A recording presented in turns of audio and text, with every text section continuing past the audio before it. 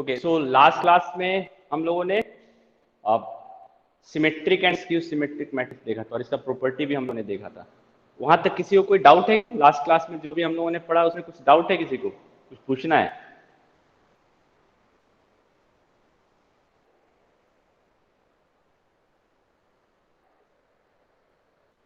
किसी को कोई डाउट? No sir. सब नो समझ में आ सर। गया ना? मैंने होमवर्क भी दिया था, होमवर्क बना लिया सब कोई? सबने बना लिया है?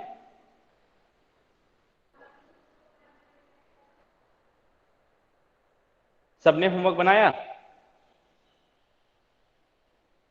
Yes sir. Shreya homework yes sir. बनाई है? श्रेया सर होमवर्क एक दो बनाई है? क्वेश्चन बच गया है। सर पूरा नहीं बनाया, एक दो क्वेश्चन बच गया। एक क्वेश्चन। अच्छा, दीपक? Yes sir. बन गया होमवर्क सारा जो कल मैंने दिया था? नहीं सर, सारा नहीं बन पाया अभी तक। क्यों? क्यों? क्यों दीपक? सर दो चार क्वेश्चन बचा है अभी भी। प्रेम सारा बन गया होमवर्क?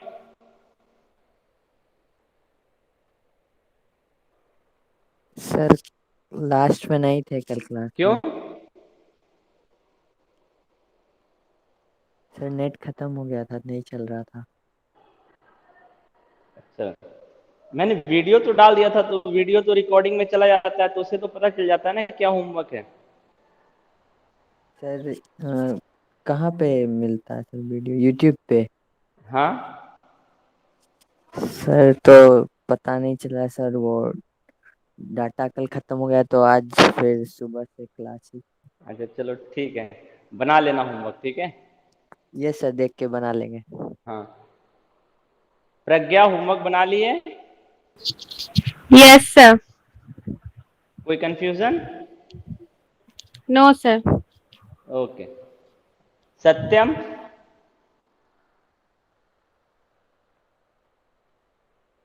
Yes sir. होमवर्क बन गया? हाँ sir. Nihal? Yes sir. Homework बन गया है सारा? जी सर। सौम्या?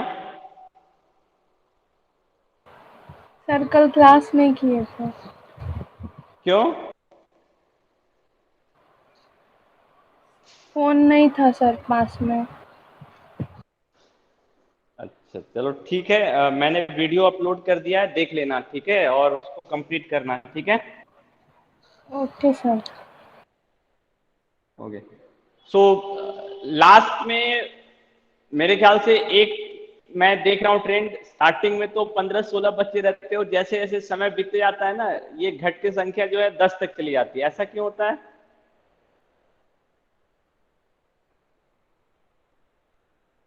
ठीक है, तो क्लास को पूरा करो, ठीक है?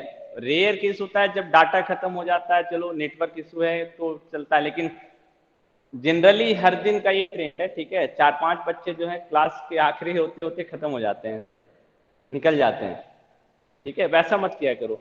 तो उससे क्या है ना कि फिर चलो मैं वीडियो अपलोड कर दे रहा हूं, अलग बात है, फिर भी वो इंस्टेंट है ना, उस वक्त की चीजें और बाद की चीजें दोनों में अलग है। ओके, सो लास्ट क्लास में मैंने बताया था कि आखिरी में क्लास जस्ट खत्म होने से पहले मैंने बताया था कि ए अगर कोई भी स्क्वायर मैट्रिक्स है,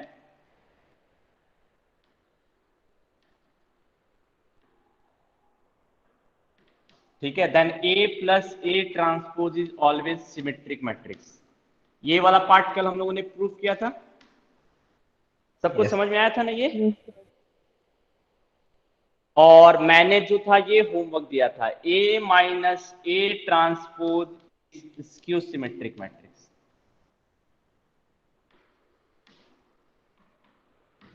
ये मैंने होमवर्क दिया था, ये बनाए सब कोई? A Yes, minus sir. A transpose is skew symmetric matrix? Yes, okay, sir. कितने लोगों ने बनाया है? Just raise your hand. 1 2 3।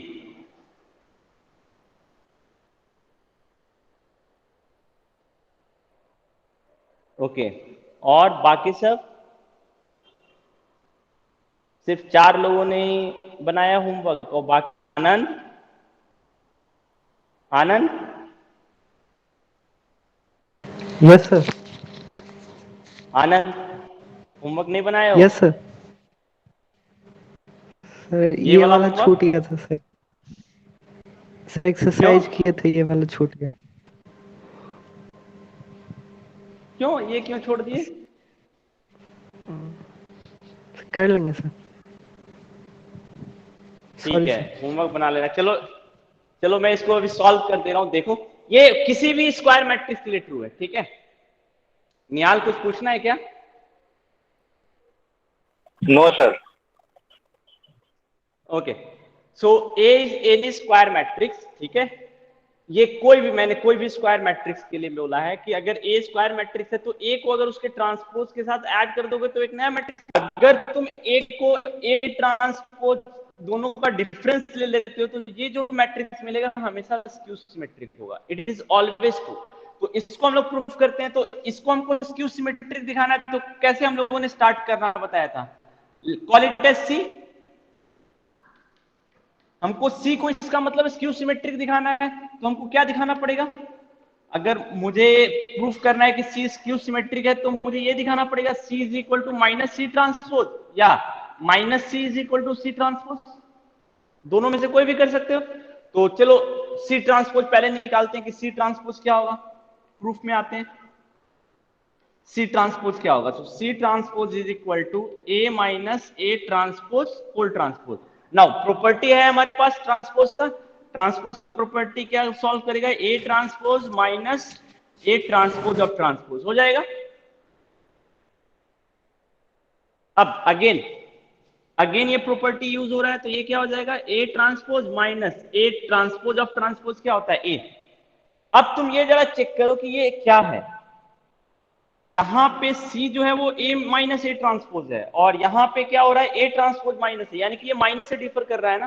तो इसको हम ऐसे लिख सकते हैं, माइनस कॉमन लेके A माइनस A ट्रांसपोज, और A माइनस A ट्रांसपोज क्या होगा?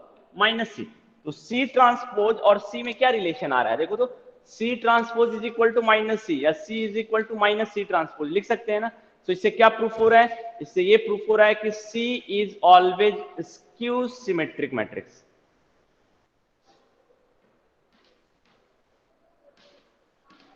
आया समझ में? Yes Yes, sir.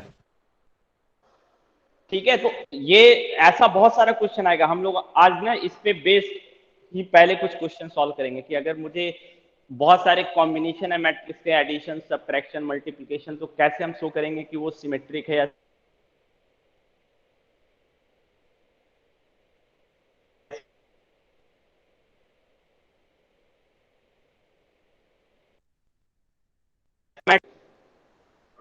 ठीक है, ये चीज ध्यान रखना। बोर्ड सबको क्लियरली दिख रहा है ना? कोई प्रॉब्लम नहीं है विजिबिलिटी में? Sir, sound ब्लर ही आ कभी-कभी रहा है lag सर। सर, बीच थोड़ा सा में ब्लर्ड वीडियो है। रुक कट जाता है सर। हाँ, आज ना सुबह से बहुत नेटवर्क प्रॉब्लम रहा है। सुबह का क्लास भी मैं नहीं ले पाया था जस्ट इसी कारण से, ठीक है? तो इसलिए मैं बार बार पूछ रहा हूँ। अभी तो ठीक है ना? Yes, हाँ sir. सर ठीक। ओके, सर ठीक है, पर सो पहले जितना। हाँ सर, अब ठीक है। क्लियर नहीं है?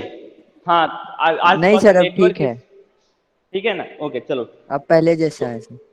ओके, सो ये क्वेश्चन का मेथड तुम समझो। ये क्वेश्चन तुमको यही बता रहा है कि जब भी कॉम्बिनेशन ऑफ मैट्रिक्स को मुझे सिमेट्रिक या स्क्यू सिमेट्रिक दिखाना होगा तो हम उसको कुछ मान लेंगे और जो डेफिनेशन है उसको अप्लाई करेंगे। ठीक है, हमेशा ध्यान रखना। तो मैं एक दो क्वेश्चन ऐसा और भी करा दे रहा हूँ। और ये थ्योरम है जो मैंने ये बताया है ना, ये तुम्हारे बुक में थ्योरम है। ठीक है, ये कहाँ पर है तुम्हारे बुक में? जस्ट चेक करो। तुम्हारे बुक में है ये पेज नंबर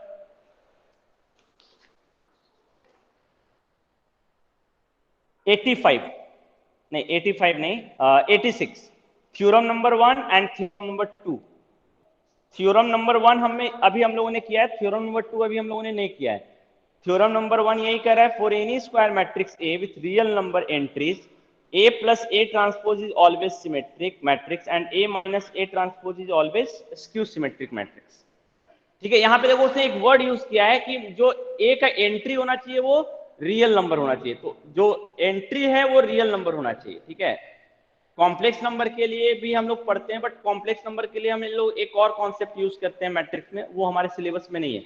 ठीक है, तो हम जो भी सिमेट्रिक और स्क्यू सिमेट्रिक मैट्रिक्स पढ़ेंगे अपने सिलेबस के हिसाब से, उसमें जो एंट्री होनी चाहिए वो रियल नंबर ही होना चाहिए। तुम कॉम्प्लेक्स नंबर के लिए पढ़ सकते हो, ऐसा कुछ नहीं है, कॉम्प्लेक्स नंबर के लिए पढ़ सकते हो। ठीक है, बट हम लोग जो पढ़ रहे हैं वो रियल एंट्रीज के लिए पढ़ रहे हैं। ये थ्योरम नंबर 1 है, पेज नंबर 86। अब ऐसा हम लोग पहले इस तरह के कुछ और भी क्वेश्चन सॉल्व करते हैं पहले।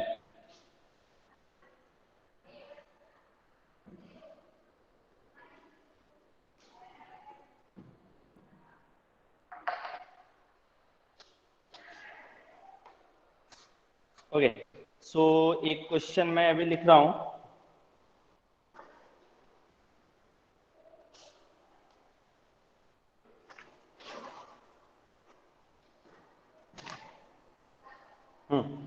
If A and B are symmetric matrices,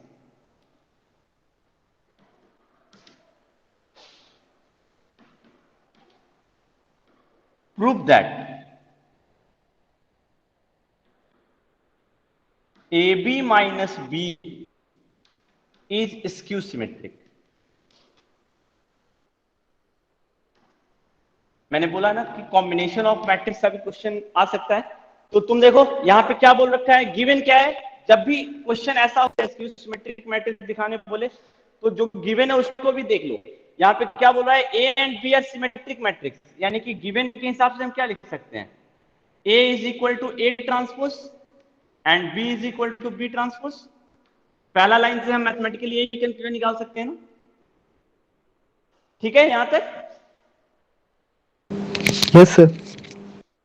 okay, अब तुमको प्रूफ क्या करना है, तुमको प्रूफ करना है कि A B minus B is skew symmetric.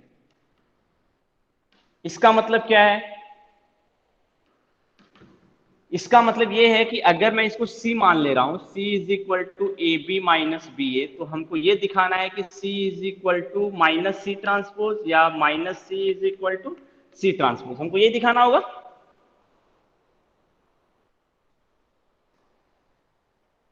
कोई कंफ्यूजन यहां तक? No sir. ठीक है,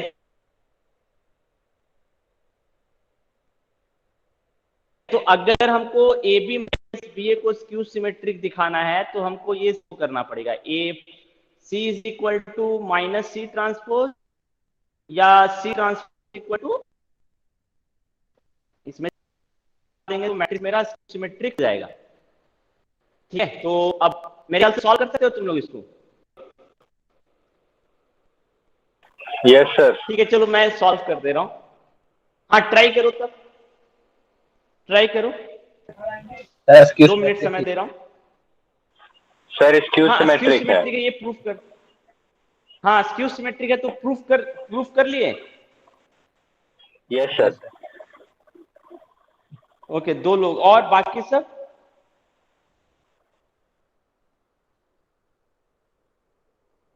चलो ठीक है, मैं कर दे रहा हूं, सेम आइडिया है। तो हम क्या करेंगे, सी ट्रांसपोज से स्टार्ट करेंगे। ठीक है, सी हमको पता है ए बी माइनस बी ए, हम क्या निकालेंगे, सी ट्रांसपोज, तभी तो हम देखेंगे कि सी और सी ट्रांसपोज में किस चीज का रिलेशन है। तो हम सी ट्रांसपोज निकालेंगे, A B minus B A. Deepak? Yes sir. हाँ मुझे बताओ, A B minus B A transpose कौन सी प्रॉपर्टी लगेगी,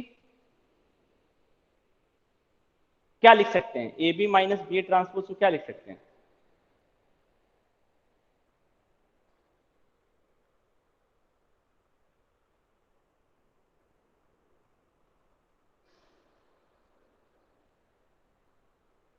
दीपक?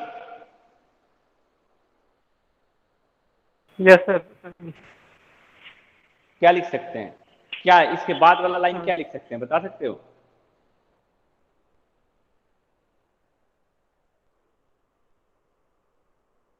श्रेया? Yes sir. श्रेया, क्या लिख सकते हैं इसके बाद वाला लाइन? Yes sir. बताओ, इसके बाद वाला लाइन ए क्या बी लिख सकते हैं? A B minus B A A B transpose को हम क्या लिख, हाँ, A B transpose minus B A हाँ, transpose. Right right. Okay, Sophia, Sophia,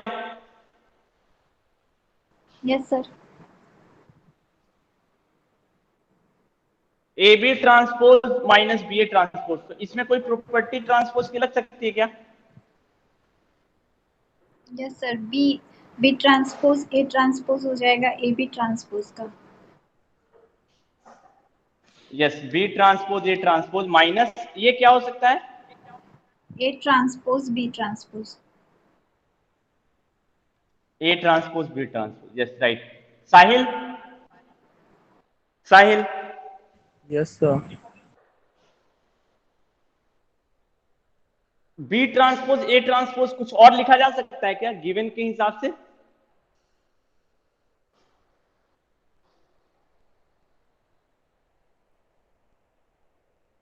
लिख सकते हैं कुछ? क्वेश्चन के हिसाब से कुछ लिख सकते हैं, इसको चेंज कर सकते हैं क्या? बी ट्रांसपोज ए ट्रांसपोज को कुछ इसमें कुछ चेंज ला सकते हैं क्या?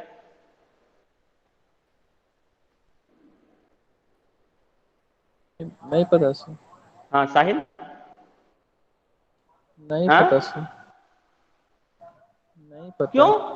गिवन थोड़ा सा ध्यान दो, गिवन थोड़ा सा ध्यान दो।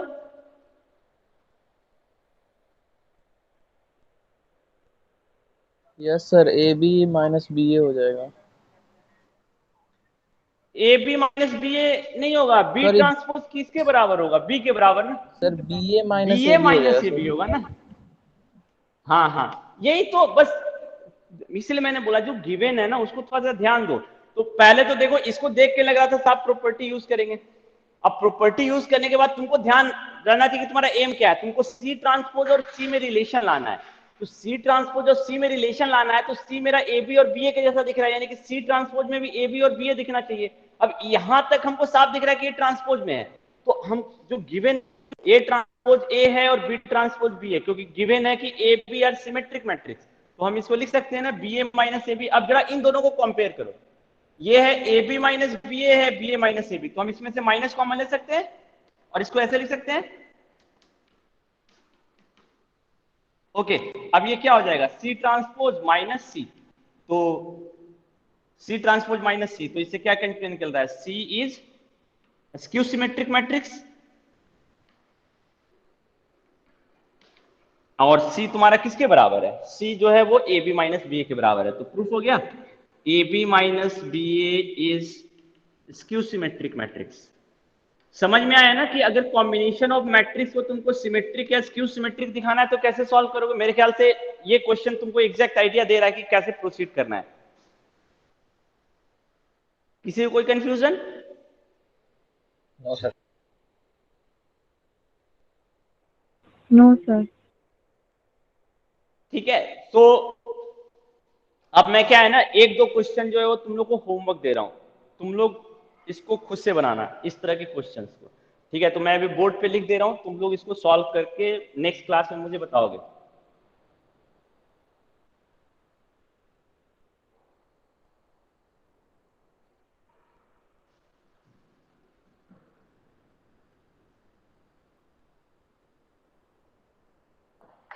ओके, सो क्वेश्चन है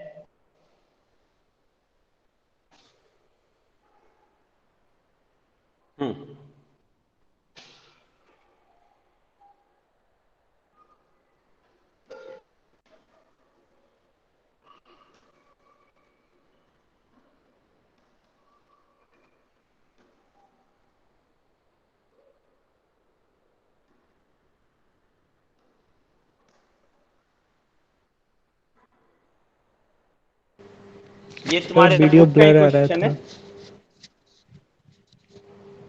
अच्छा, एक मिनट।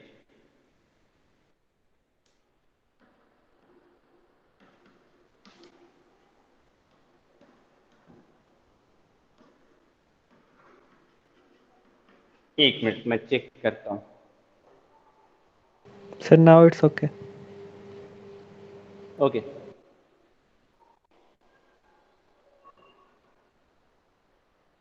दिख रहा है ना? बोर्ड क्लियरली सबको दिख रहा है ना? Yes sir.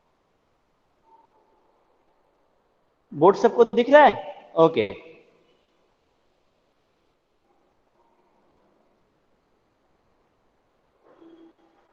ओके, सो यहां पे क्या बोल रहा है कि ये मेरा सिमेट्रिक या स्क्यू सिमेट्रिक होगा, डिपेंड करेगा ए पर। ए मेरा अगर सिमेट्रिक है तो ये सिमेट्रिक होगा, और ए मेरा अगर स्क्यू सिमेट्रिक है तो स्क्यू सिमेट्रिक। यानी कि दो केस लेके चलना पड़ेगा। Case 1 when A is symmetric, तो तुमको दिखाना है कि सिमेट्रिक हो। Case 2 A is skew symmetric, तो तुमको दिखाना होगा ये स्क्यू सिमेट्रिक मैट्रिक्स है। ठीक है, तो ये क्वेश्चन सॉल्व करना।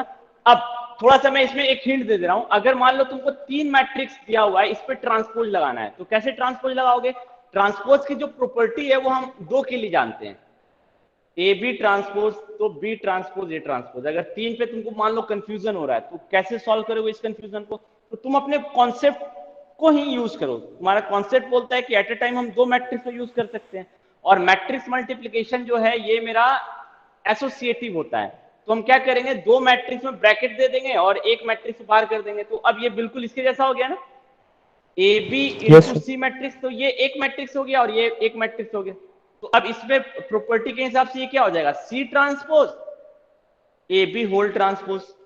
अब यहां पे फिर से ये प्रॉपर्टी यूज कर सकते हो, तो इसके हिसाब से ये क्या हो जाएगा, C transpose B transpose A transpose. समझ में आया? अगर 3 मैट्रिक्स है 4 मैट्रिक्स है तो उस पर कैसे ये प्रॉपर्टी यूज करोगे?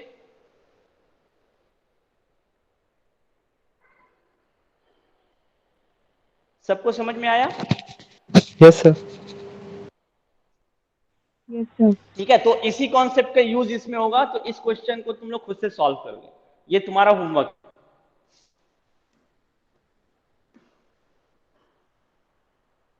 ठीक है, अब नेक्स्ट टॉपिक पे आते हैं। इसी में ये है 100 क्वेश्चन नंबर 5, हमारे एनसीईआरटी बुक का ये क्वेश्चन है, मिसलेनियस का।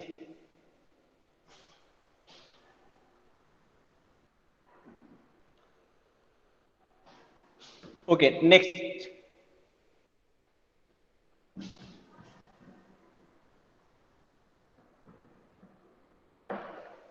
हम लोगों ने एक थ्योरम अभी पढ़ा, थ्योरम नंबर 1। थ्योरम नंबर 1 क्या पढ़ा कि if A is any square matrix with real entries,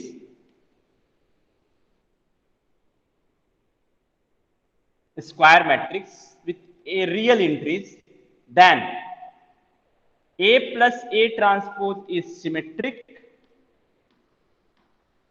and A minus A transpose is skew symmetric। ये हमारा थ्योरम नंबर 1 था।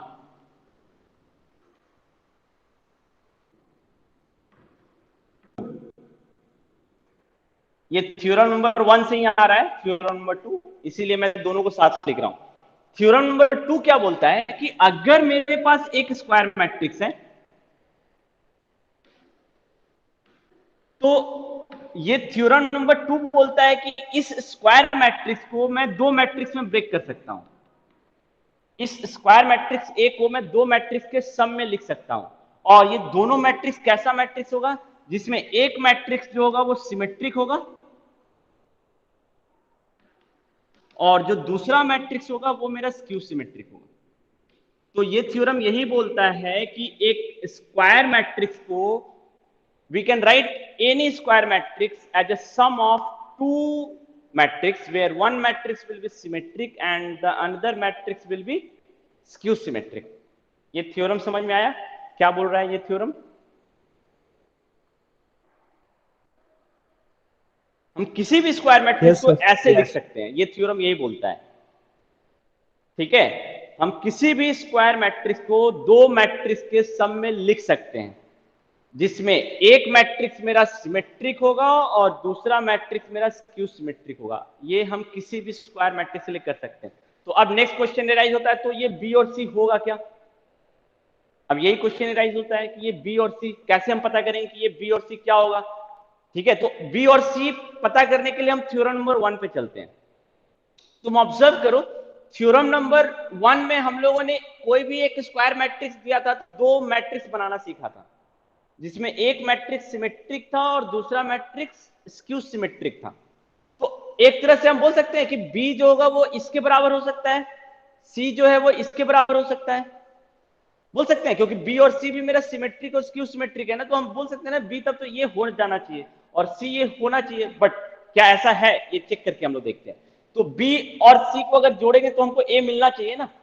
तो बी को अगर जोड़ोगे तो बी का वैल्यू क्या आएगा, ए प्लस ए ट्रांसपोज।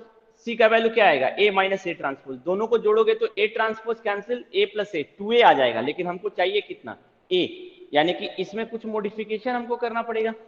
तो 2 हमको हटाना पड़ेगा। 2 कैसे हटेगा, हाफ से डिवाइड करके। तो हम बोल सकते हैं कि b जो है वो मेरा half of a minus A plus A transpose हो जाए, और जो c है वो मेरा half of a minus A transpose हो जाए। नहीं, अब तुम जरा चेक करो, b और c को ऐड करेंगे तो हमको a का वैल्यू मिल जाएगा, हाफ कॉमन आ गया, a plus A transpose plus a minus A transpose. Now a transpose cancel, 2a, और इसका वैल्यू क्या हो गया, a। तो इससे साफ पता चल गया ना कि अगर ए कोई भी स्क्वायर मैट्रिक्स है तो सबसे पहले हम क्या करेंगे, ए प्लस ए ट्रांसपोज निकालेंगे, फिर क्या निकालेंगे, ए माइनस ए ट्रांसपोज। अब हमको बी और सी का वैल्यू पता करना है, तो बी का वैल्यू क्या हो जाएगा। अब तुम खुद देखो कि अगर एक मैट्रिक्स मेरा सिमेट्रिक है तो इसमें अगर एक स्केलर से मल्टीप्लाई करेंगे तो सिमेट्री की प्रॉपर्टी में कोई चेंज आएगा क्या? हमने हाफ अगर मल्टीप्लाई कर दिया तब भी ये मेरा सिमेट्रिक होगा, होगा? Yes, sir. ठीक है, क्योंकि स्केलर मल्टीप्लाई करने से सिर्फ नंबर का वैल्यू चेंज करता है, बट प्रॉपर्टी में कोई चेंज नहीं आएगा। तो half of A plus A transpose will be symmetric and half of A minus A transpose will be skew symmetric. अब दोनों को अगर ऐड कर देंगे तो हमको ए मिल जाएगा ना। तो ये तुमको एक प्रोसेस बताया थ्योरम नंबर 2 कि अगर कोई भी स्क्वायर मैट्रिक्स दिया हुआ है तो कैसे हम उसको दो मैट्रिक्स के सम में लिखेंगे। तो उसके लिए हमको पहला स्टेप थ्योरम नंबर 1 में जाना पड़ेगा। ए दिया हुआ है तो क्या करेंगे, ए प्लस ए ट्रांसपोज पता कर लेंगे, है मेरा, तो हम ए प्लस ए ट्रांसपोज और ए माइनस ए ट्रांसपोज पता कर सकते हैं। अब उसके बाद हमको तो बी और सी का वैल्यू निकालना है, तो बी का वैल्यू क्या हो जाएगा, half of A plus A transpose, और सी का वैल्यू हो जाएगा half of A minus A transpose. तो हमको यही तो पता करना था, और बी और सी को हम ऐड करेंगे तो हमको क्या मिलेगा, ए मिल जाएगा। समझ में आया सबको? Yes. कोई डाउट? No, sir. ठीक है, तो अब चलो इस पे बेस क्वेश्चन आते हैं। जो हमारा एक्सरसाइज था ना, उसमें एक क्वेश्चन जो था वो छूट गया था, लास्ट वाला क्वेश्चन। अब उसको सॉल्व करते हैं। अपना बुक निकालो, लास्ट क्वेश्चन देखो, बुक का लास्ट क्वेश्चन अपने एक्सरसाइज में जो एक्सरसाइज था हमारा 3.3, उसमें जो लास्ट क्वेश्चन है उसको देखो। लास्ट क्वेश्चन यही बोल रहा है ना, express the following matrices as a sum of symmetric and skew symmetric matrix. जो मैट्रिक्स मेरा दिया हुआ है इसको हमको एक्सप्रेस करना है, किसमें, as a sum of symmetric and skew symmetric matrix. यानी कि हमको ए दिया हुआ है, हमको बी और सी का वैल्यू पता करना है। तो इसका मतलब क्वेश्चन नंबर 10 को अगर हमको सॉल्व करना है तो थ्योरम नंबर 1 और थ्योरम नंबर 2 दोनों को यूज करना पड़ेगा। तो चलो मैं एक क्वेश्चन कर दे रहा हूं, क्वेश्चन नंबर 10 एक्सरसाइज 3.3।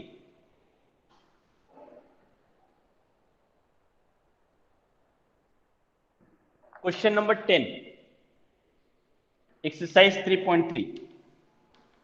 एक ही क्वेश्चन में ले रहा हूं। सपोज मेरा मैट्रिक्स है ये 3 3 -1 -2 -2 1 -4 -5 1 2।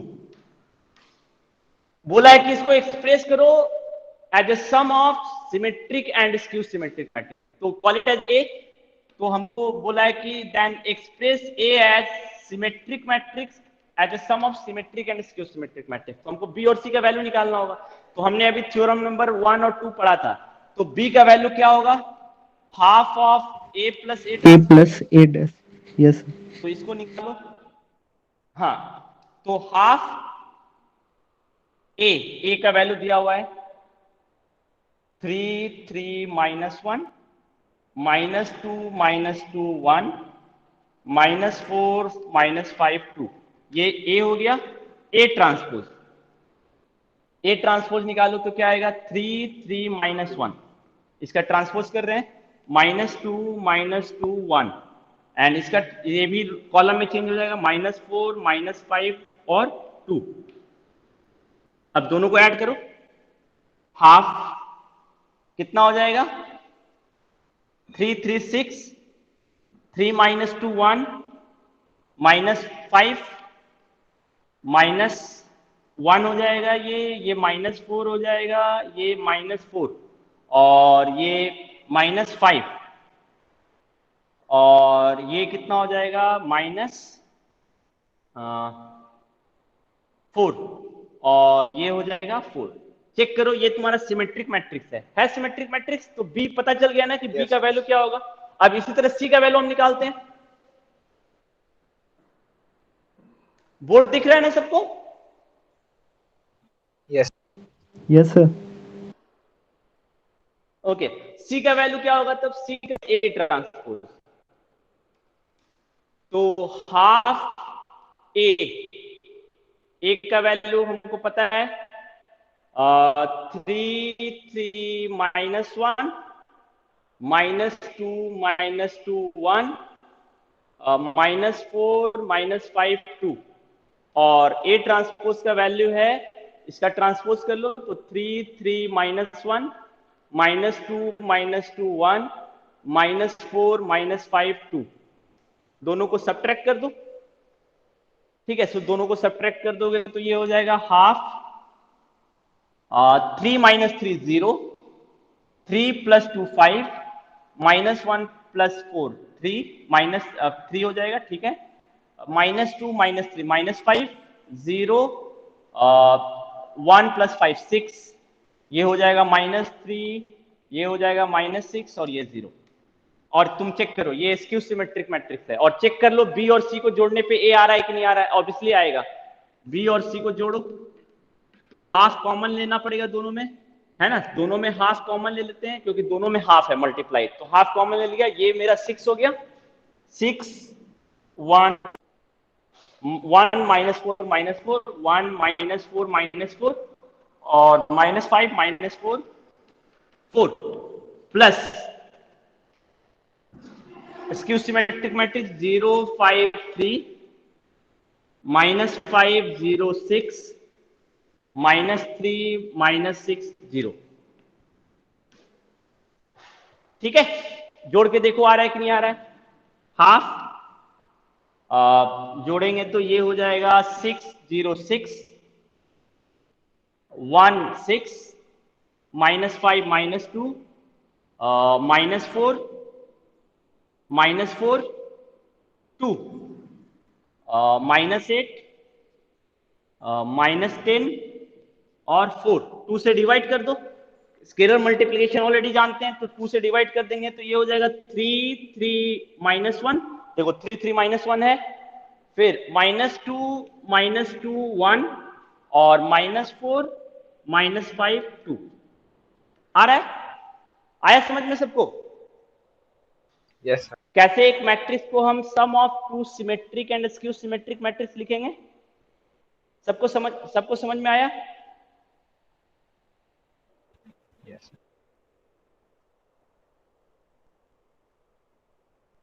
प्रज्ञा Yes, sir. समझ में आया? Yes, sir.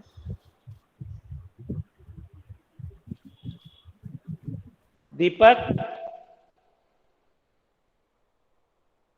Yes sir.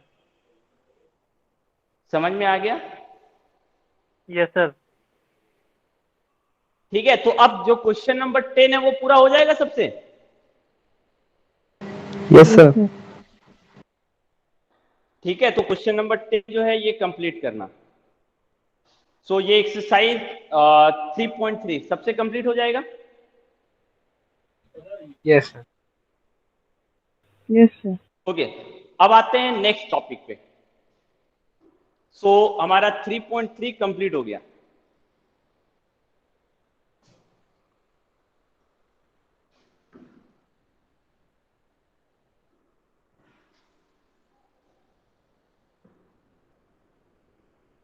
कुछ पूछना है पीछे के किसी टॉपिक से, किसी को कुछ मैथ में? No, sir. किसी को कुछ पूछना है? क्योंकि अब थोड़ा सा हम लोग ना नेक्स्ट टॉपिक जो जाएंगे ना वो थोड़ा सा सबसे अलग होगा, इसीलिए मैं बोल रहा हूँ। हाँ बोलो।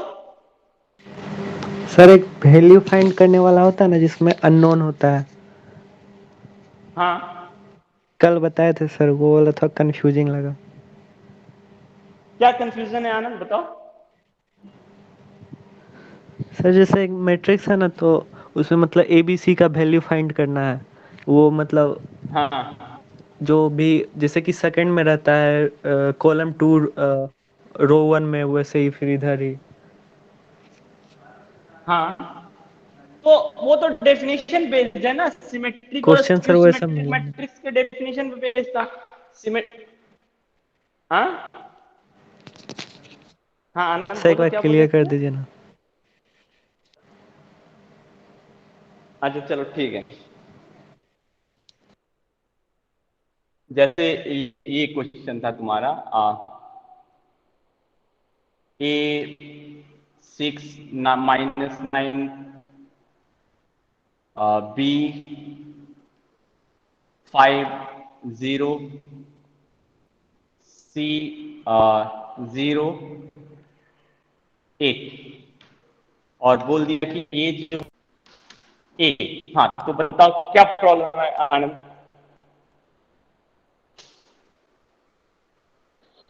आनंद, यस सर। इस क्वेश्चन में क्या प्रॉब्लम होगा? ए बी सी का वैल्यू निकाल सकते हो? तो इस तरह क्वेश्चन में कोई डाउट? B का 6 C का नो सर, B का 6 हो जाएगा और C का -9। ए का वैल्यू क्या होगा? A का ए वैल्यू का रियल वैल्यू क्या नंबर, होगा? Real number sir. और ए का? A का रियल नंबर ए सर, का वैल्यू ऑल कोई रियल भी नंबर। Real number. हाँ, क्योंकि हमको पता है डायगोनल कुछ भी हो सकता है, डायगोनल पे प्रॉब्लम। हाँ हाँ, ऑल रियल, वही मैं बोल रहा हूँ, मतलब डायगोनल कुछ भी हो सकता है, प्रॉब्लम उस पे नहीं है। तो बी और सी का वैल्यू फिक्स होगा, ए का वैल्यू फिक्स नहीं है, वो कुछ भी हो सकता है, एनी रियल नंबर। ठीक है, तो इसमें क्या डाउट हो गया यस तुमको? वैसे सिमेट्रिक स्क्यू सिमेट्रिक वाला भी क्वेश्चन है, अब हो जाएगा। सर, कॉलम 2 में कुछ अननोन रखिए ना सर। कॉलम 2 में कुछ अननोन, यहाँ पे हाँ लो सर। डी रख देता हूं, तो इसमें कोई दिक्कत है क्या? क्या डी का वैल्यू क्या होगा तो बताओ? वही होगा सर, रियल नंबर। डी का वैल्यू क्या होगा, कोई बताएगा? ऑल रियल नंबर, तो क्या दिक्कत होगी इसमें? हो गया सर। ठीक है, यस अब कोई कंफ्यूजन? No sir. चलो ठीक है, सो आगे बढ़ते हैं हम लोग अब। Yes sir. ठीक है, मैं डिटेल नहीं पढ़ाऊंगा नेक्स्ट टॉपिक का, मैं इंट्रोडक्शन सिर्फ बताऊंगा। ठीक है, क्योंकि अभी हम लोग जो पढ़ने जा रहे हैं ना मैट्रिक्स में, वो हम लोग ऑलरेडी यूज करते आ रहे हैं, क्लास 10th में तुम लोग उसका यूज किए हो, बट अभी हम लोग उसको एक पर्टिकुलर नाम से बुलाएंगे। और हम लोग क्या है ना कि क्लास 10th में मैट्रिक्स नहीं पढ़े थे, बट जो चीज हम लोग पढ़े थे उसको हम मैट्रिक्स में कन्वर्ट करके वो सारी चीजें जो हम लोगों ने क्लास 10th में यूज की थी वो सारी चीजें मैट्रिक्स में भी यूज कर सकते हैं। तो इसका मतलब ये है कि ऑलरेडी हम लोग को कुछ आइडिया है उन सारी चीजों का, बट हम लोग उसको एक पर्टिकुलर नाम से नहीं जानते हैं, जो नाम अभी हम लोग देंगे। ठीक है, तो मैं पहले वो वो चीज मैं बताऊंगा और उसको कंपेयर कराऊंगा मैट्रिक्स से, ठीक है? तो तुमको अपने आप समझ में आ जाएगा कि वो क्या चीज है, ठीक है? तो अभी हम लोग जो नेक्स्ट टॉपिक है हमारा एलिमेंट्री ऑपरेशन, ये हम लोग अभी स्टार्ट करेंगे, ठीक है? थोड़ा लेंदी टॉपिक है, बहुत टफ टॉपिक नहीं है, मैं ये बोला कि टफ टॉपिक नहीं है, लेंदी है। मतलब ये है कि तुमको कैलकुलेशन को सही करना पड़ेगा। आपने कैलकुलेशन भी कुछ नहीं है, कैलकुलेशन में क्या है, एडिशन, सब्ट्रैक्शन, मल्टीप्लिकेशन, डिवीजन, ये चीजें तुमको ध्यान रखनी पड़ेगी, क्योंकि बहुत सारा addition, subtraction, multiplication, division at a time हो रहा होगा, तो तुम उसमें अगर गलती कर दोगे तो फिर कैलकुलेशन तुम्हारा गलत हो जाएगा। तो टफ टॉपिक नहीं है, सिर्फ कैलकुलेशन बेस्ड टॉपिक है, और तुमको जो प्रॉपर्टी, जो कॉन्सेप्ट दे रहा, वो कॉन्सेप्ट तुमको ध्यान रखना होगा कि ये कॉन्सेप्ट से हम हटे नहीं, इससे हट जाओगे इसका मतलब वो कॉन्सेप्ट तुम यूज नहीं कर रहे हो, गलत हो जाएगा। फिर इन चीजों को सिर्फ तुमको ध्यान रखना है, ठीक है?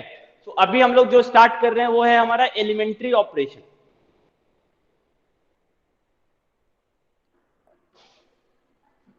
एलिमेंट्री ऑपरेशन यानी मैट्रिसेस पे हम कुछ ऑपरेशन करने का ये परमिशन देता है, ठीक है? अब ये किस तरह का ऑपरेशन है ये हमको देखना पड़ेगा।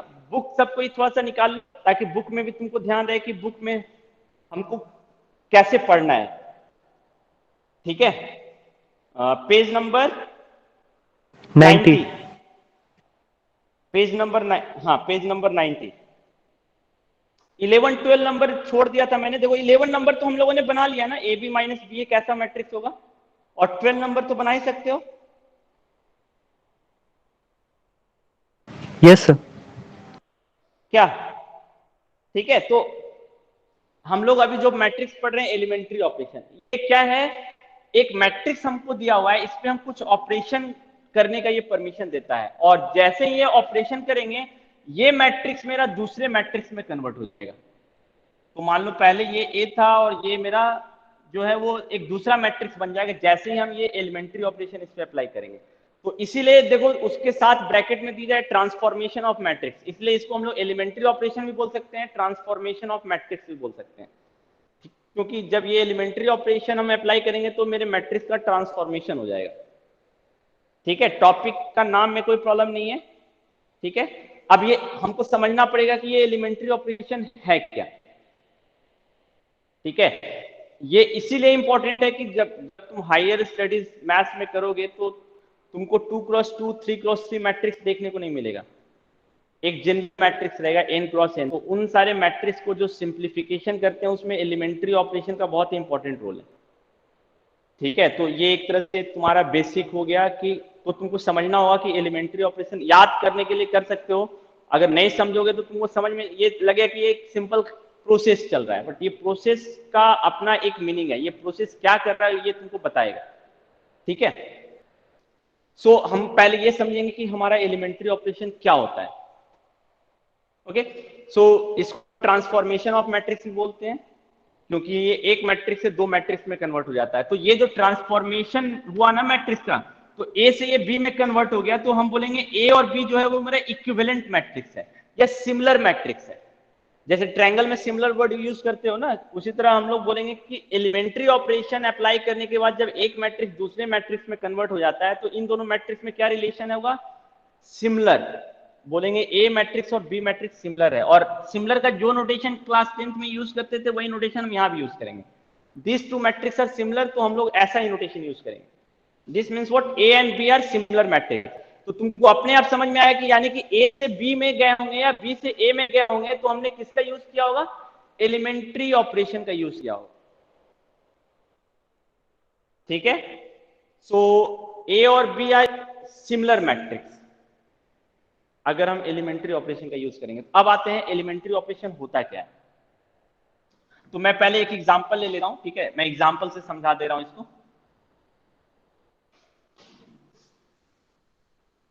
315,697,10 सपोज, और इधर एक में माइनस दे देता हूं, यहां पे माइनस देता हूं, ठीक है?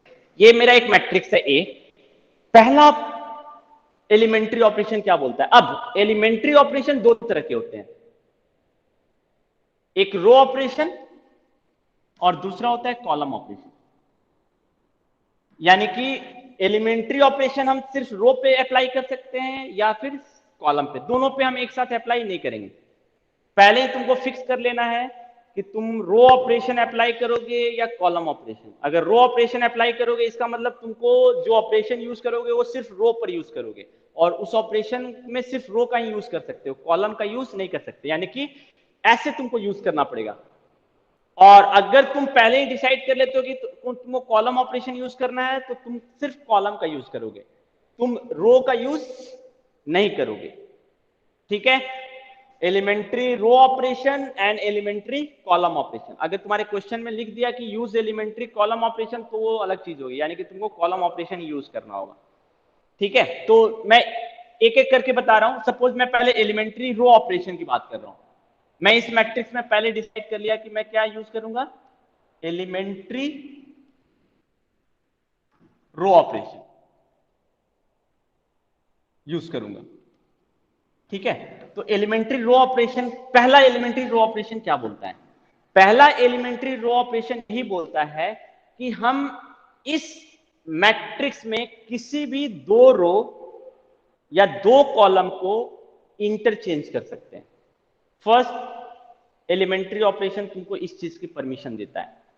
ठीक है, किसी भी दो रो, कोई भी दो रो जो तुम्हारा चॉइस है उसको हम इंटरचेंज कर सकते हैं। सपोज मैं R1, ये मेरा रो 1 है, ये मेरा रो 2 है और ये मेरा रो 3 है। तो मैं चाहता हूं कि रो 1 और रो 3 इंटरचेंज हो जाए, तो मैं ऐसे लिखूंगा इसको। अब हमको लिखना तो नहीं, लिखना मुश्किल है ना। अगर हम लिखेंगे row 1 and row 3 are interchange, lengthy process है। इसी चीज को हम ऐसे लिख सकते हैं, R1 and R3 are interchange. ये नोटेशन क्या हो गया, ये नोटेशन तुमको ये बता रहा है कि R1 और R3 को हम इंटरचेंज कर रहे हैं। अब इसके लिखने के बाद तुम अब अपने मैट्रिक्स में R1 ये है, देखो हम कॉलम ऑपरेशन यूज नहीं कर रहे हैं, हम सिर्फ रो का ऑपरेशन, रो को ही यूज कर रहे हैं। तो R1 जो है वो R3 बन जाएगा और जो R3 है वो R1 बन जाएगा, यानी 210 ऊपर चला जाएगा। 210 6 माइनस 9 7 3 1 माइनस 5।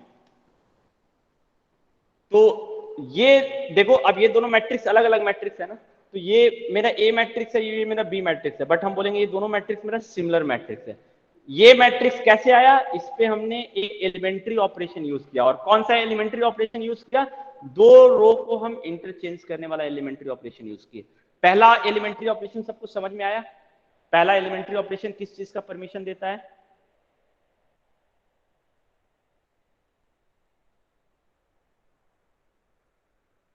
समझ में आया सबको?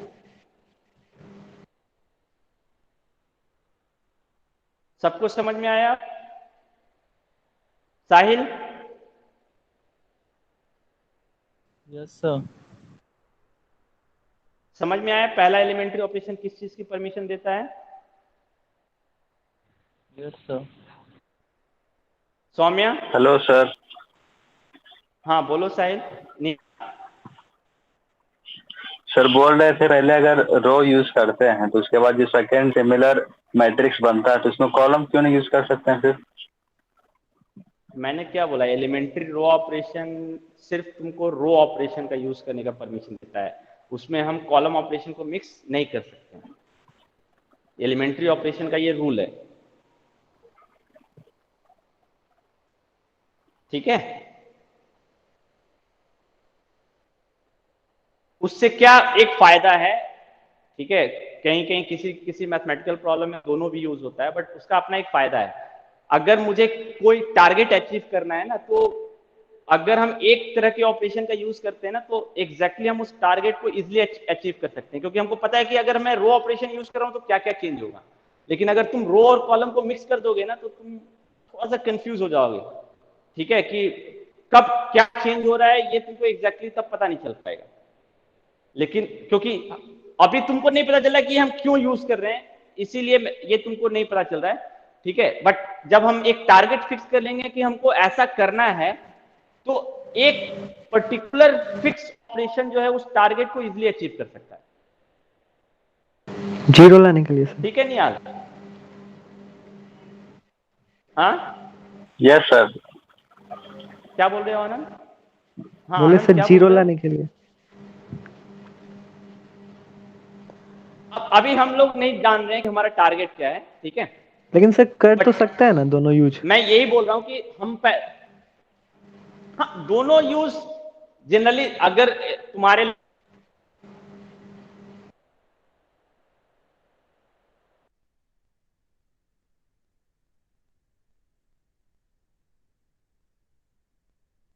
आवाज नहीं आ रहा है सर। अभी ठीक है? आवाज आ रही है? Yes sir.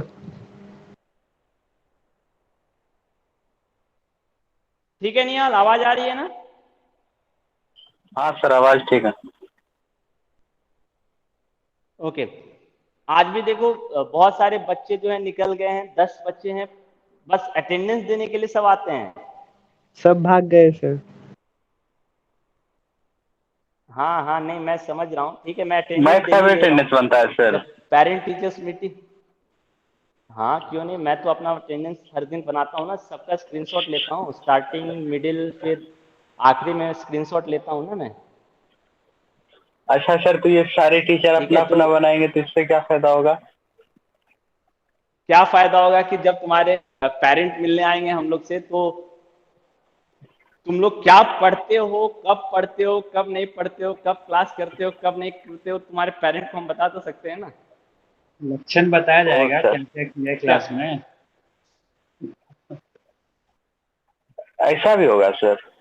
एकदम। हाँ क्यों नहीं, तुम लोग ऐसे अदरवाइज फिजिक्स ऐसे अच्छे से नहीं पढ़ते हो ना। फिजिक्स का सर ठीक है 12th के चलो बाद एक भी क्लास वो नहीं किया अभी है। डिस्कस। हाँ तो नहीं किए हो तो ये तुम्हारी गलती है ना। चलो ठीक है, अब इस पे ध्यान दो। सो पहला एलिमेंट्री ऑपरेशन ये बोलता है कि तुम अगर हम रो ऑपरेशन यूज कर रहे हैं तो किसी भी दो रो या दो कॉलम को इंटरचेंज कर सकते हैं।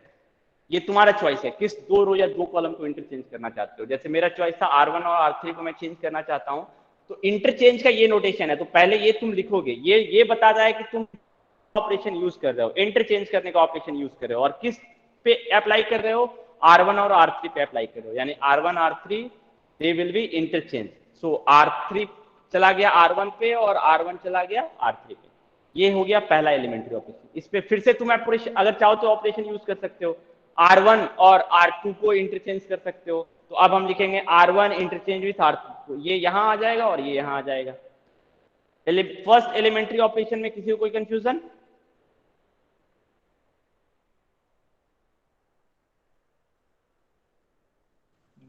ओके, अब सेकेंड एलिमेंट्री ऑपरेशन पे आते हैं। ये हमारा फर्स्ट एलिमेंट्री ऑपरेशन हो गया। सेकेंड एलिमेंट्री ऑपरेशन ये बोलता है कि हम ध्यान रखना, हम रो ऑपरेशन यूज कर रहे हैं, यानी कि हम जो भी ऑपरेशन यूज करेंगे वो सिर्फ रो पे यूज करेंगे, कॉलम पे यूज नहीं करेंगे। सेकेंड ऑपरेशन तुमको इस चीज की परमिशन देता है, तुम किसी भी रो में किसी भी एक नॉन जीरो नंबर से मल्टीप्लाई या डिवाइड कर सकते हो। मैंने क्या बोला? मल्टीप्लाई या डिवाइड, ऐड या सब्ट्रैक्ट का परमिशन नहीं दे रहा है ये तुमको बोल रहा है कि किसी भी एक रो या किसी भी एक रो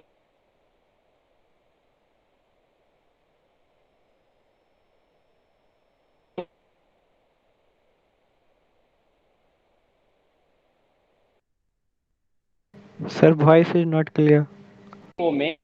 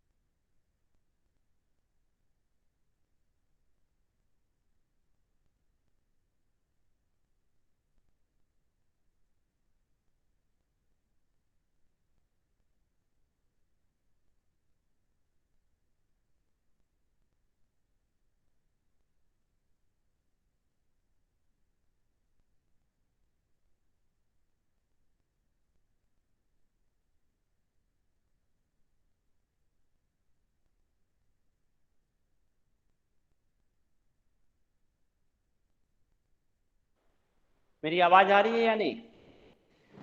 अब आई है सर। ओके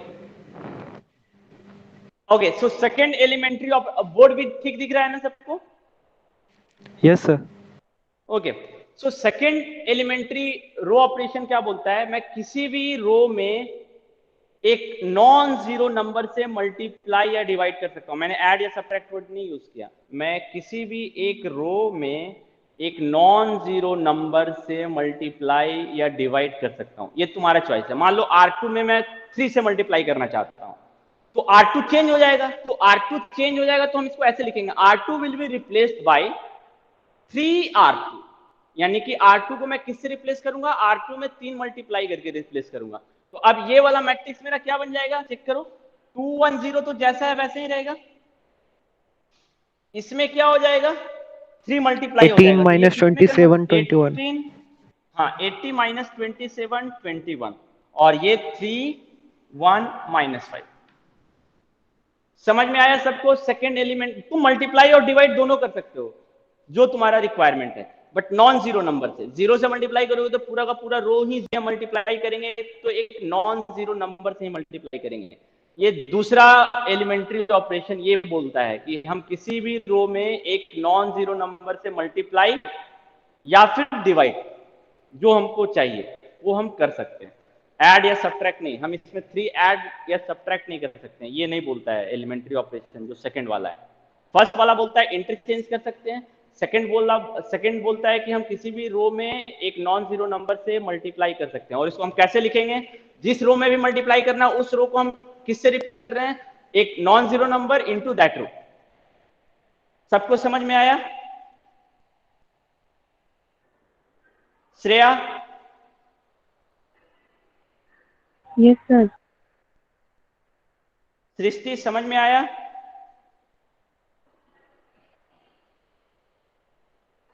सृष्टि?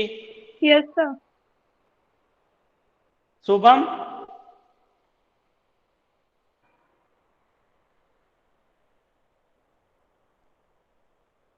शुभम? Yes sir.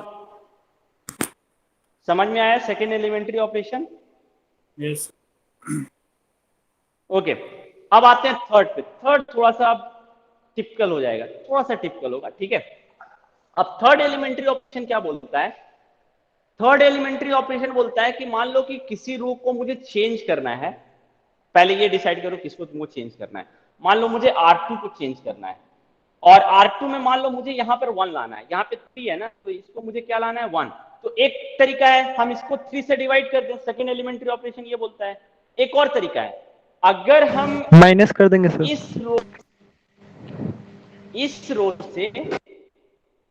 इस रो को अगर हम सब्ट्रैक्ट कर दें तब भी ये 1 बन जाएगा। एक बार मैं फिर से बोल रहा हूं, तुम पहले देख लो कि तुम्हारा एम क्या है। मेरा एम है मान लो यहाँ पे 1 लाना है, तो मैं बोला कि 1 लाने का यहाँ एक तरीका और है। 3 की जगह पे 1 कैसे आ सकता है? इस वाले रो को अगर हम 3 से डिवाइड कर दें तो यहाँ 1 आ जाएगा ना।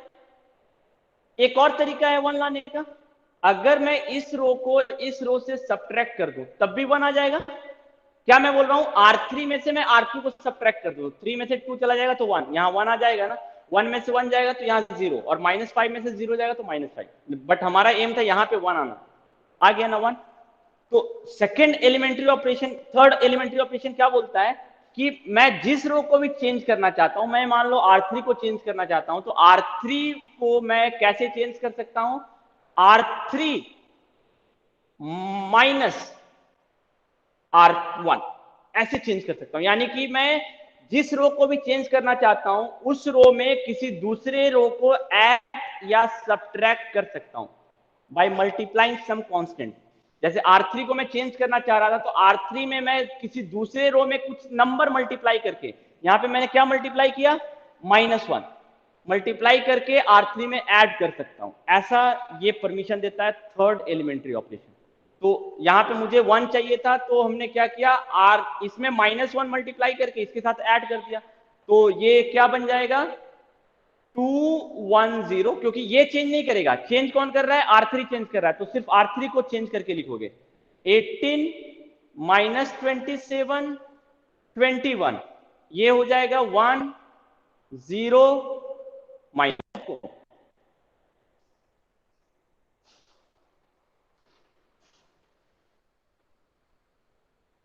थर्ड एलिमेंट्री ऑपरेशन समझ में आया? Yes sir. बाकी सबका रिस्पॉन्स, क्योंकि third elementary operation yes important sir. है। ठीक है, शुभम कुछ पूछना है? Yes. No sir.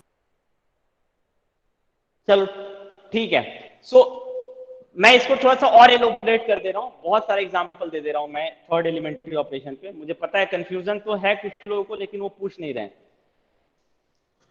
अगर मान लो मुझे यहाँ पे जीरो लाना है, 2 पे ये वाला पोर्शन को जीरो बनाना है, सर तो आप ही पूछ कैसे जीरो लीजिए। बना सकते हैं? अब बहुत सारे लोग हैं, इससे अच्छा मैं बता ही देता हूँ, ठीक है? 5 लोग ही हैं सर। ताकि थर्ड ऑपरेशन, हाँ 10 लोग हैं ना, तो 10 लोग में फिर भी समय चला जाएगा। ओके, कैसे? अगर मान लो मुझे यहाँ जीरो लाना है, 2 की जगह पे मुझे जीरो बनाना है, तो हम कैसे जीरो बनाएंगे? तो थर्ड एलिमेंट्री ऑपरेशन क्या बोलता है, जिस रो को तुमको चेंज करना है उस रो में किसी दूसरे रो में कुछ मल्टीप्लाई करके ऐड या सब्ट्रैक्ट कर सकते हो। ये 2 जो है ये जीरो में कैसे कन्वर्ट होगा? तुम ये देखो, इसके नीचे 1 है, तो इसमें अगर मैं 2 मल्टीप्लाई कर दूं और इसके साथ सब्ट्रैक्ट कर दूं तो ये जीरो बन जाएगा ना। तो हमने क्या किया, R1 हमको चेंज करना था, तो R1 रिप्लेस्ड बाय R1 ही जिसको चेंज करना है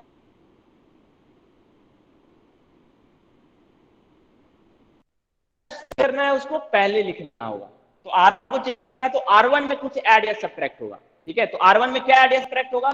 इसमें हम 2 मल्टीप्लाई करके इसके साथ सब्ट्रैक्ट करते हैं, तो R1 माइनस किसमें 2 मल्टीप्लाई करेंगे? R3 में। तो R1 replaced by R1 minus 2 R3, तो ये क्या बन जाएगा?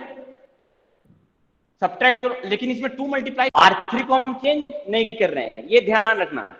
तो R1 कैसे बदल जाएगा? इसमें 2 मल्टीप्लाई करके इसे सब्ट्रैक्ट करेंगे तो ये जीरो, इसमें 2 मल्टीप्लाई करोगे तो जीरो ही रहेगा, 1 में सब्ट्रैक्ट करोगे तो 1 ही आएगा, इसमें 2 मल्टीप्लाई करोगे तो -10, सब्ट्रैक्ट करोगे तो +10, बाकी सारा जैसा है वैसा।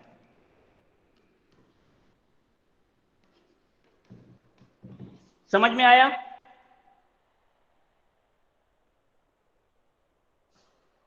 ये 2 एग्जांपल मैंने दिया थर्ड एलिमेंट्री ऑपरेशन का।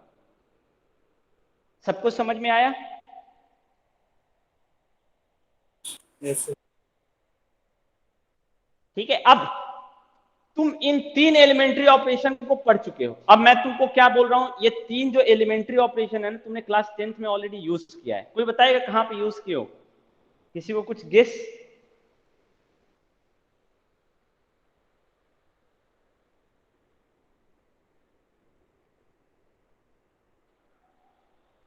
कोई गेस कर सकता है कि कहां पे यूज हुआ होगा ये?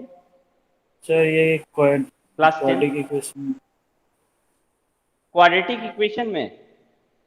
नहीं, क्वाड्रेटिक इक्वेशन में नहीं यूज हुआ होगा। सर आप Linear चैप्टर नेम equation बताइए, in हम two टॉपिक बताएंगे। लीनियर इक्वेशन, लीनियर, हाँ elimination method, linear equation in 2 variable में। लीनियर इक्वेशन इन 2 वेरिएबल को जो सॉल्व करना होता है ना, तो हम लोग इसी एलिमेंट्री ऑपरेशन का यूज करते हैं। यहाँ पे हम इसको नाम से जान रहे हैं, वहां पे बिना नाम के ही हम यूज करते हैं। कैसे? जस्ट एक एग्जांपल दे रहा हूँ, easy elementary of easy example मैं दूंगा ताकि कैलकुलेशन अधिक ना करना पड़े। तुम ये देखो, suppose 2x minus Y is equal to 9 है और x minus 2x plus 2y is equal to 7 है। इसमें मुझे x और y का वैल्यू निकालना है। तो तुम ये देखो कि पहले तो ये मैट्रिक्स जैसा पहले दिखना चाहिए ना, तब ना एलिमेंट्री ऑपरेशन यूज करेंगे। तो इसमें तुम x और y का वैल्यू निकालने के लिए तुम थोड़ा सा ऑब्जर्व करो, ये मैट्रिक्स जैसा दिख रहा है, 2 -1 1 2, x को भूल जाओ, और इधर मेरा 9 7, ऐसे लिख सकते हैं इसको क्या?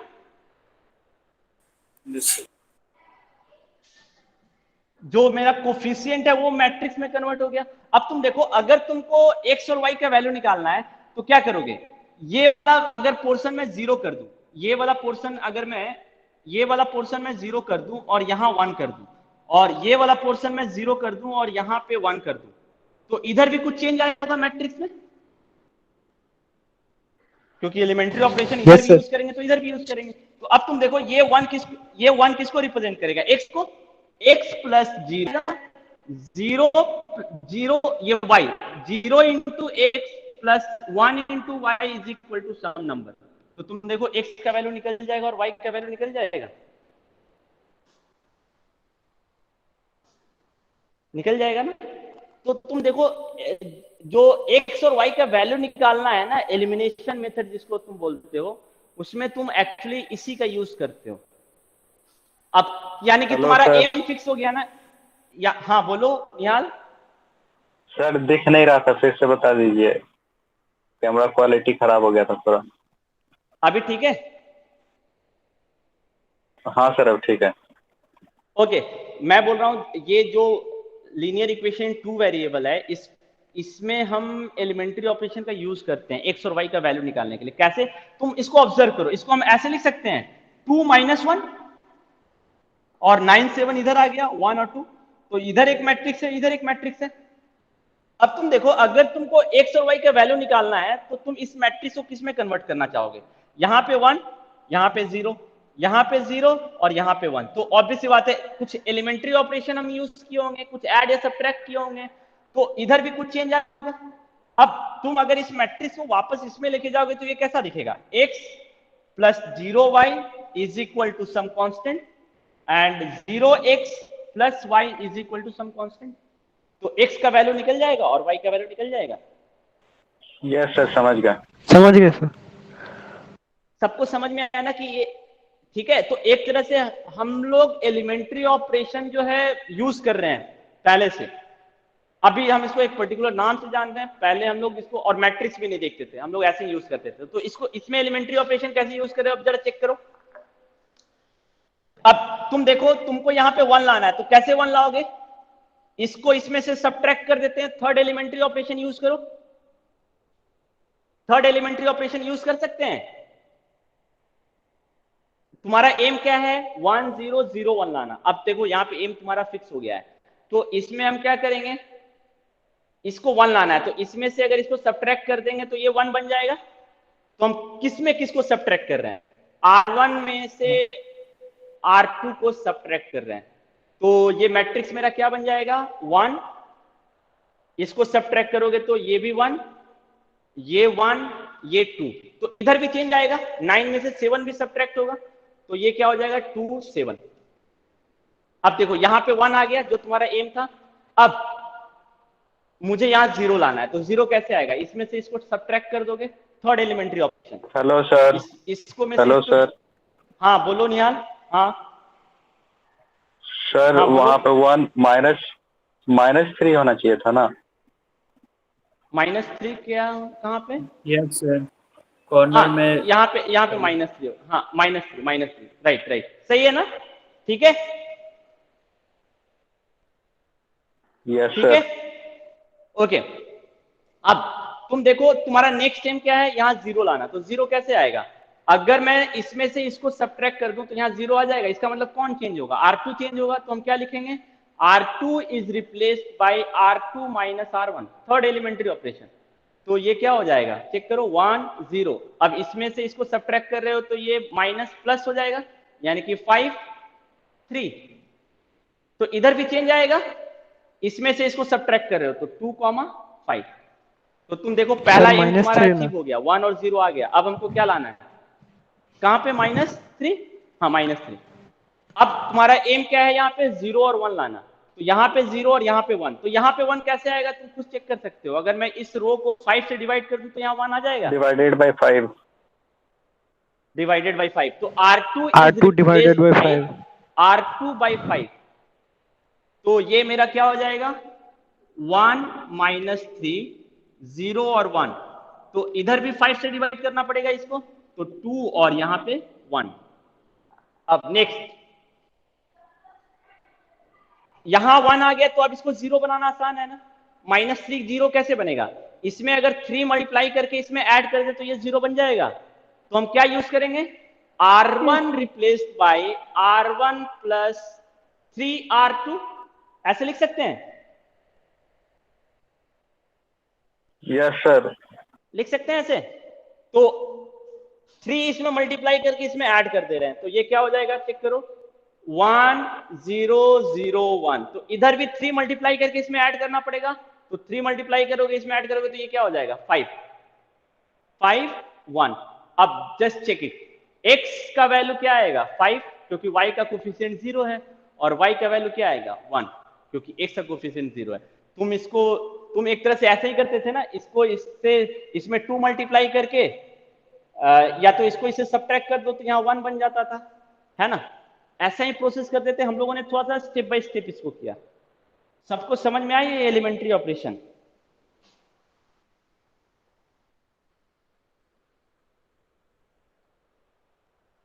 सबको समझ में आया?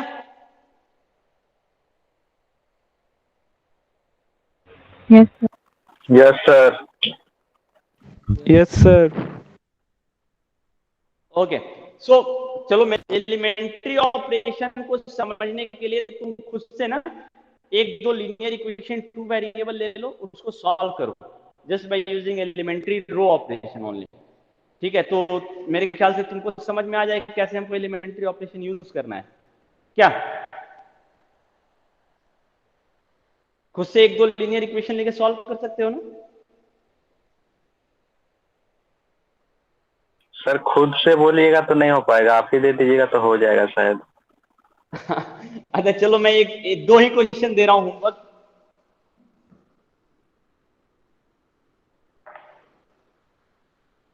इसको सॉल्व करना है एलिमेंट्री ऑपरेशन से।